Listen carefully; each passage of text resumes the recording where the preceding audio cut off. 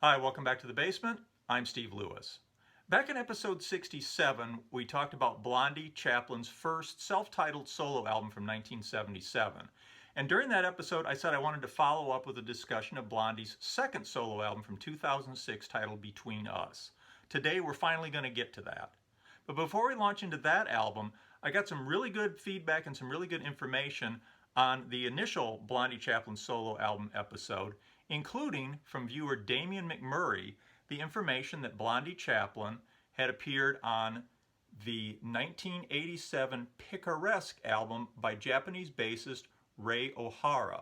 Blondie co-wrote, sings lead, and plays guitar on every one of these tracks. In a way, it's almost a Blondie Chaplin solo album as much as a Ray Ohara album.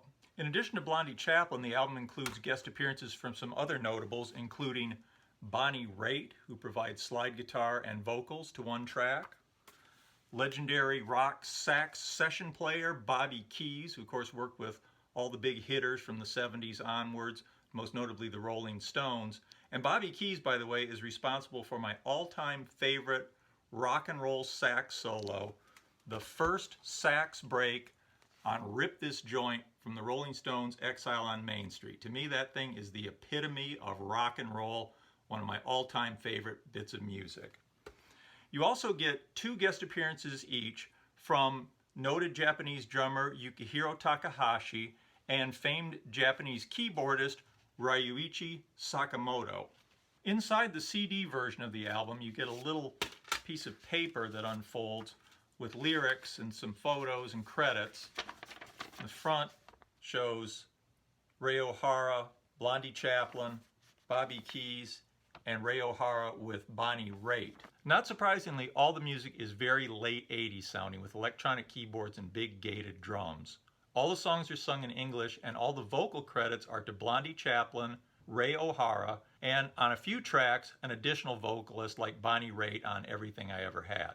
Admittedly, I don't know Ray Ohara's voice, but it sounds to me like Blondie, or Blondie plus the guest singer, is singing lead on every track. Maybe Ray Ohara's singing voice is very close to Blondie's, I'm not sure, but I think I'm hearing Blondie sing lead on every one of these tracks. Some of the tracks, like the opener, Still Running, sound a bit like Duran Duran. Some others sound more like Depeche Mode with a more soulful vocalist, and a few, like Party Hardy, sound a bit like Talk Is Cheap period Keith Richards. All the songs are well written with nice commercial hooks. The playing, not surprisingly, is tight and professional, and even if you didn't know who this was, it'd be clear that the lead singer is confident and knows what he's doing. These are finished, fully realized tracks, certainly not demos, but I do have a hunch that some of the thinking behind this album might possibly have been to provide a song sampler of nice commercial songs that other artists might want to cover. Again, that's just a guess. I'm not sure whether that's true or whether they had any success along those lines. It's really hard to find information about this album. If anybody has any insight into the album, its creation, and how Blondie Chaplin came to work with Ray Ohara, I'd love it if you'd chime in. And again, Damian, thanks very much for recommending this. I really enjoyed it. I also wanted to briefly mention Blondie Chaplin's work on the 2002 Figments album by fellow South African Anton Fig, aka the Thunder from Down Under. Anton Fig, of course, is best known as the drummer for Paul Schaefer and the world's most dangerous band, David Letterman's house band. For some reason, David Letterman often referred to Anton Fig as Anton Zip. I never figured out exactly what the joke was or where that came from. Similar to the Ray Ohara album, there are 3 tracks on Figments co-written by Blondie Chaplin, on which he sings lead vocal and plays lead guitar, making them as much Blondie Chaplin tracks as they are Anton Fig tracks. On one of them, Hand on My Shoulder, backing vocals are provided by Brian Wilson. I believe this marks the first time that Blondie Chaplin and Brian Wilson had worked together since the Holland album back in 1973. That brings us to 2006's second Blondie Chaplin official solo album, Between Us. The album was apparently recorded between 2003 and 2005.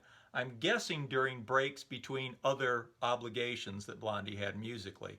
Now, a lot of times when an album is recorded like this, you end up with a very disjointed album, and that is not at all the case here. It's very unified, very auteur. It has a cohesive sound throughout. It's very different from Blondie's 1977 album, which preceded it by almost 30 years. Where that album was mostly electric, this album is mostly acoustic and relies very heavily on the small combo of Blondie Chaplin on guitar, Keith Lenton on bass, and the aforementioned Anton Fig on drums. The album kicks off with the title track Between Us, which is one of the highlights of the album. It's acoustic based, and partway through a small string section comes in. This is the first of 4 tracks to feature a string trio called the Tosca Strings, which really add a nice element to the song and to the album. Blondie's vocal here reminds me very much of Carl and how well Blondie's vocal complemented Carl Wilson's vocals during the Beach Boy days. The second track, Heal the Rage, features beautiful playing, again nice strings from the Tosca Strings, it has a nice sound. The chorus is a little weak and I find the melody a bit unfocused there. Next up we get another highlight and possibly the strongest song on the album. It's called Hurricane. Despite its title, it's a little poppier than most of the things on the album. It's got a really strong, catchy hook in the chorus with the coming back for more lyric. And apparently Hurricane was released as a promotional single in Germany. Following that, the 4th track is So Hard, which trips along nicely. It has a sort of a Bruce Springsteen quality to it. Again, the Tosca Strings enter partway through. And there are some unexpected, almost psychedelic changes in the middle section which add interest to the track. Next up we have Mother Smother, which is a title that makes it sound like a throwaway. It's slower, more somber, acoustic. Again, it has a bit of a Springsteen-esque feel to it. There's some beautiful singing on the middle 8, and there's an organ and something called a Harding fiddle that come in toward the end. I wish that had actually come in earlier because the organ and Harding fiddle are really beautiful. Next up is Children of War, which features a nice French horn and is the last of the 4 tracks to include the Tosca Strings. Strangely, Blondie's vocal here reminds me a little bit of Sting, specifically his vocal on Valparaiso from the Mercury Falling album. There's also some strange twists in the vocal on this that I'm really not sure are going to hold up to repeated listenings. That's followed by a track called Love Power, which is a little more rocking than the other things on the album, and at 5 minutes and 5 seconds it's also the longest track here. Heads on Fire is another real highlight. It's gentle, acoustic, it's got a Latin accent to it, and a real slight reggae feel.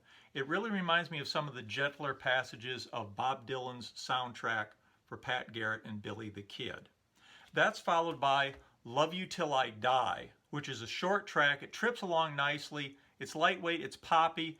It's fine for what it is, but it does make kind of an awkward transition from Heads on Fire, which is a much more somber and emotional track. The final official track on the album is called Crawl, and it's another highlight. It makes a great album closer.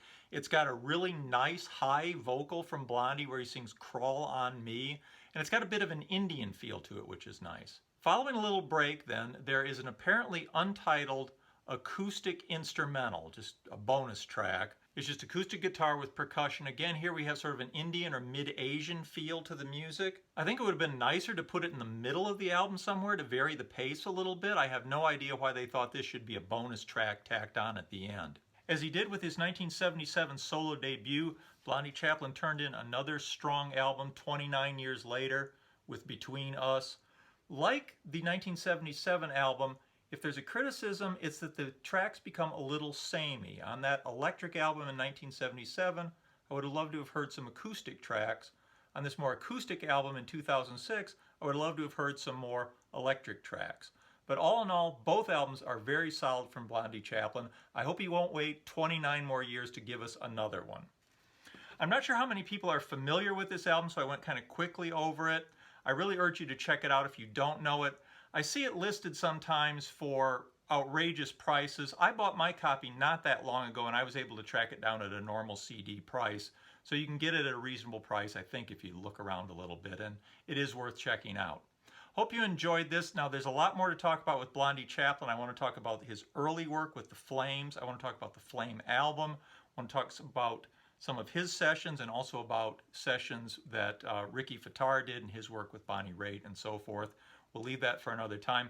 Love to hear your comments. If anybody has any insight into any of these albums, please let me know. Love to hear what you have to say. Thanks for watching. Please like and subscribe. We'll see you next time. Thank you. Bye.